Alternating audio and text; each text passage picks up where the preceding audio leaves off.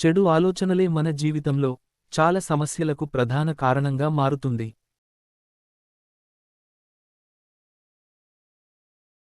మనం ఏదైనా ఒక పని చెయ్యాలి అని నిర్ణయం తీసుకున్నాక మంచి ఆలోచనలే చెయ్యాలి.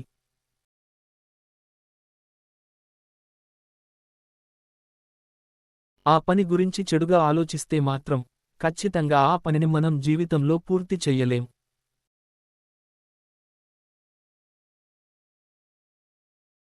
ఎందుకంటే ఏదైనా పనిని మొదలుపెట్టే ముందు అంతే మంచే జరుగుతుంది అని నమ్మకంతో మొదలుపెట్టాలి.